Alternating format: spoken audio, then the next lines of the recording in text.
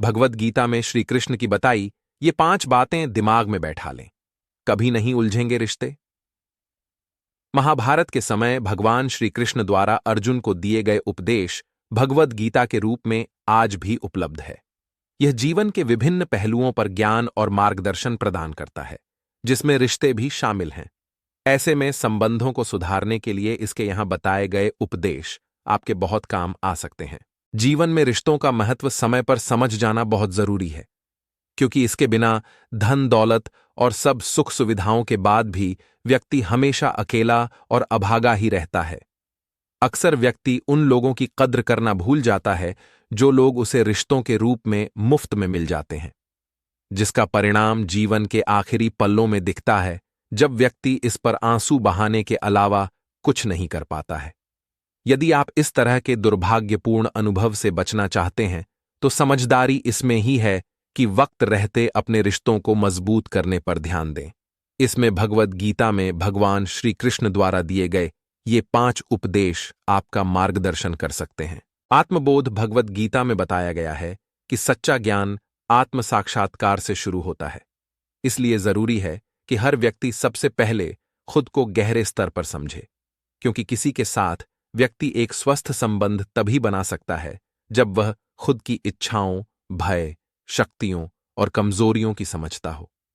आसक्ति और वैराग्य गीता में वैराग्य को समझाते हुए श्री कृष्ण कहते हैं कि व्यक्ति सुख तभी भोग सकता है जब वह वैरागी हो जाए। इसका मतलब यह नहीं है कि वह अपने सारे रिश्ते नाते छोड़कर चला जाए, बल्कि सबसे जुड़कर भी किसी का मोह न रखें। वहीं अनासक्ति का अभ्यास करके रिश्तों पर निराशाओं और अपेक्षाओं के प्रभाव को कम किया जा सकता है, जो अलगाव के लिए जिम्मेदार होते हैं। धर्म और कर्तव्य गीता व्यक्ति के कर्तव्य को पूरा करने के महत्व पर जोर देती है। रिश्तों के विषय में इसका मतलब माता पिता, भाई बहन, दोस्त जैसे विभिन्न भूमिकाओं में अपनी जिम्मेदारी को समझना और उन्हें पूरा करना है। जब व्यक्ति अपने धर्म के अनुसार कार्य करता है, तभी वह अपने रिश्तों में सकारात्मक योगदान देने में सफल होता है और तालमेल बनाए रख पाता है। कर्म योग गीता में कर्म योग को सबसे महत्वपूर्ण बताया गया है। इसके अनुसार व्यक्ति को फल की चिंता किए बिना निस्वार्थ भाव से अपने कर्तव्यों का पालन करना चाहिए। रिश्ते में इस सिद्धांत का अर्थ है बदले में कुछ भी पाने की उम्मीद किए बिना सिर्फ देने की भावना रखना।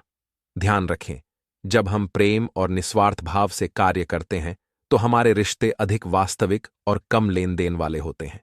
दूसरों का सम्मान देना जरूरी गीता में भगवान श्री कृष्ण बताते हैं कि जिस प्रकार आप अपने लिए दूसरों से सम्मान के अपेक्षा रखते हैं, ठीक उसी प्रकार आपको भी सभी पशु पक्षी समेत का सम्मान करना चाहिए।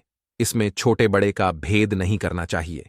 यह समझ ही रिश्तों में सहानुभूति, करुणा और सहनशीलता को जन्म देती है, जो इसे मजबूत रखने के लिए जरूरी है।